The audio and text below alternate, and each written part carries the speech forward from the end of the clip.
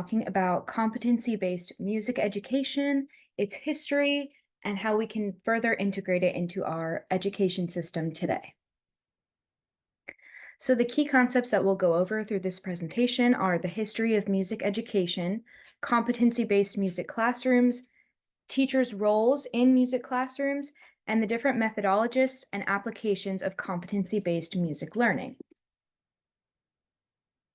So, for the history of music education, tracing back to the development of the New World, Pilgrims and Puritans were focused on the basics of survival, meaning their ability to find shelter, food, different things for clothes, and water, all things that really would support their survival. So, there was not a lot of attention going to their musical abilities. However, it's really important to note that music was a really big part of their faith and a part of their culture.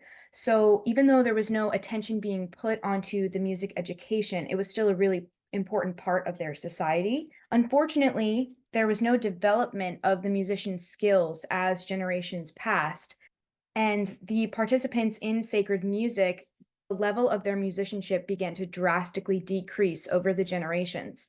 Because music was not considered a proper subject studied in schools and it was only used for worship services, there was never really an opportunity for people to develop their musical skills. And they weren't able to read notation or sing with good tone quality, diction, or expression. In response to the drastic decrease in the quality of musicians, singing schools were formed. And the purpose of these singing schools was to have master classes for church musicians so that they could be taught anything from vocal technique to the rudiments of music and music notation. This began in the second half of the 18th century, and the goal was to start to prepare musicians to perform in sacred music settings in a way that was pleasing and not as horrendous as it had become. Although we began to start to see the teaching of music, there was still really no formal method. It was kind of a grasp in the dark. It was also extremely performance based, which makes a lot of sense because the reason that music was being utilized in society was for the religious services and the religious worshiping. So it was all a performance based education. And I think even today we still have a very highly motivated performance-based curriculum, very much so all about the end product and the performance rather than the process of learning and understanding music. It was really interesting to read about the concept of music teachers being treated as production line workers, where they were constantly controlled and checked in terms of what they could and could not teach. Oftentimes, music teachers were expected to conform to the school's overall philosophy that might be based on scientific management. So, even though we had music teachers in schools now and music was considered good enough to be a subject, they really didn't have any say in what kind of music they were teaching, how they were teaching it, and the process that they were teaching it. Instead, administration was telling them all of that and was very, very concerned with the end product, which would be the performances.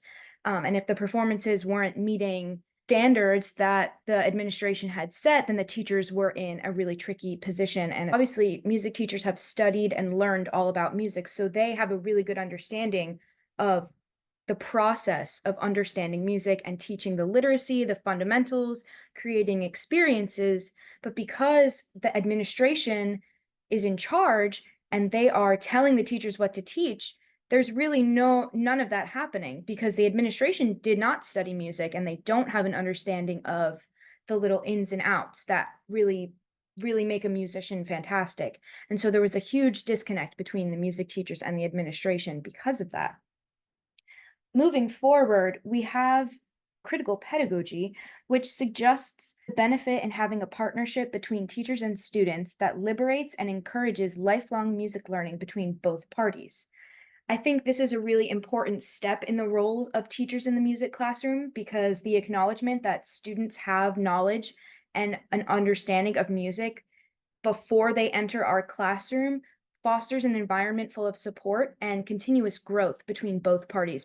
Critical pedagogy is a great way for teachers to continue.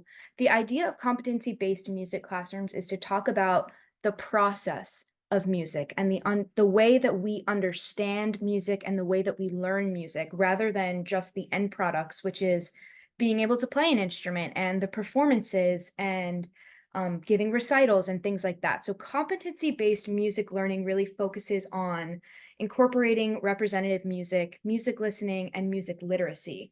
It creates musical experiences for the students in a way that will help them fully understand and comprehend what music actually is, what they're performing, rather than just regurgitating information, memorizing a choir song for the concert, or just memorizing musical vocabulary.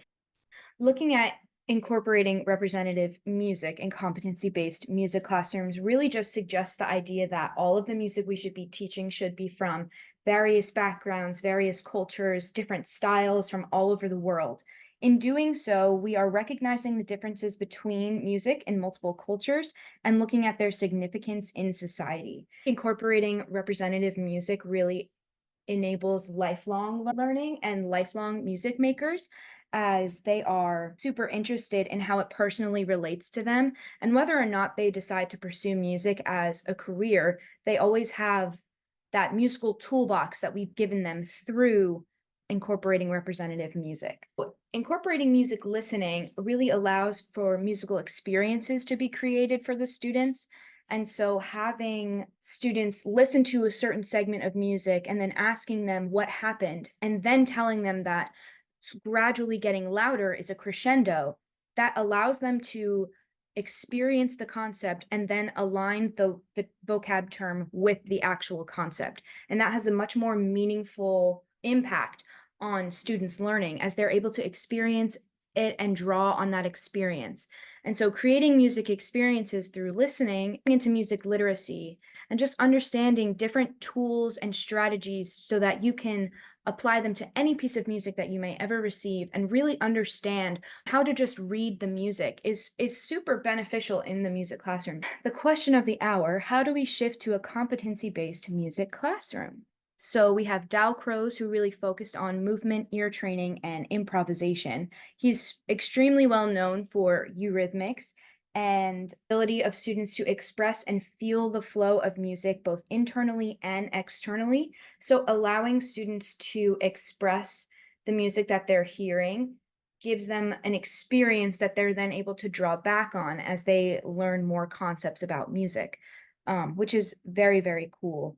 In terms of ear training and improvisation activities, they're both based on music and movement and might ask students to do some type of movement when they hear a certain interval or create a dance based on a melodic pattern. So it's really, really based on creating those internal and external experiences. Then we move into Orff, was super inspired by Dalcroze and never intended to create his own methodology, more launching points and guidelines, but it did end up turning into a type of methodology based on rhythm as the major foundation for music education. And he emphasized rhythm through ostinatos and percussion instruments to help students internalize and conceptualize musical rhythms. So as students are able to play the rhythm on the drum, they're also able to connect that with the musical notation or the rhythmic notation. So they're having that internal experience and also visually are able to conceptualize the musical rhythms. And utilizing Orff instruments is a phenomenal way to encourage and support music learning in the classroom, as students are able to experience and experiment with various instruments, and again, take that internalization of the musical. We're now moving into Suzuki. It's really hard as teachers to expect students to understand a musical concept if they've never experienced it before. It's like asking them to tell you how to solve the quadratic equation without ever breaking it down and exposing them to what that actually is first. The way that we're exposed to language really helps us understand the way that we are exposed to music and the ways that we should learn music. And so we have things called morphemes, which is the smallest collection of letters that cannot be broken down into smaller syllables. So it would be ch, ch, or ing, ing. We're exposed to those different kinds of syllables when we're super young, when we're infants. And that's how we begin to understand language and how we internalize that and we're able to repeat that. And so it's a very similar concept in music where we're given do, mi, and so. And those are the three notes that we're able to sing. And we're slowly introduced to the musical language and the concept that we want our students to be able to reciprocate. And in doing that, we are teaching them music the same way that we're learning language. And I think the connection between those two concepts is incredibly important. Suzuki also really liked to focus on developmental awareness. And so, in picking instruments that would challenge students, but also weren't impossible, something that they could succeed on so that they were having good experiences with music and were enjoying the challenge that they were being presented. Picking songs and instruments that recognize their current developmental abilities and supports his main pillar of his philosophy, which is happiness for all children. So he really just wants to reiterate the idea that we should be challenging our students, but we should also be setting them up for success with what we are challenging them with. And so then we go into my personal favorite methodologist and the one that I resonate with the most, which is Kodai. And so one thing I really took away from student teaching is the concept of making a deposit before you take a withdrawal.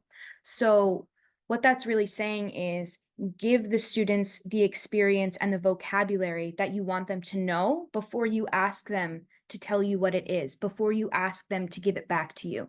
So if I want my students to be able to sing a solfege scale from do to so, I should be modeling that in my classroom and giving them those experiences, letting them hear it, having them practice it before I ask them to sing it all together as a group.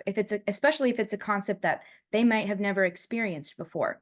And so I think Kodai really emphasizes that in his methodology. He really provides a musical toolbox full of strategies and different things that students can take um, with them as they become lifelong learners in the music classroom. So he really focuses on solfege and hand movements and also rhythm syllables. And these are all different strategies and tools that these students can take with them for the rest of their lives and continue to apply to the music that they're learning.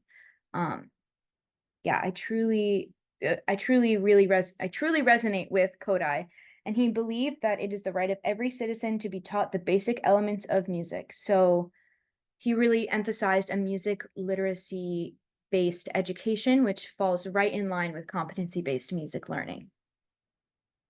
So our main takeaways from this presentation is that competency-based music education supports lifelong learners in providing their musical toolbox and encouraging them to stay engaged and engage in music in any way that they can.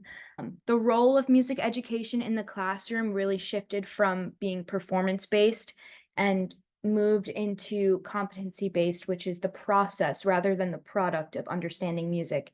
And also understanding how we can incorporate literacy, fundamentals, and musical experiences within our music classroom.